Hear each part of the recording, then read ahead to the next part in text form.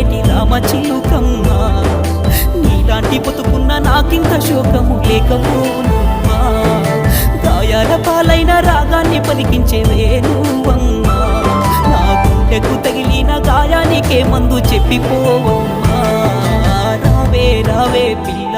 నువ్వు రావే రావే పిల్ల రావే రావే పిల్ల నువ్వు రావే రావే పిల్ల రావాలన్న ఆశ ఉంటే రాకపోదువా నువ్వు చేరాలనే కోరిక ఉంటే చేరలేకపోదువా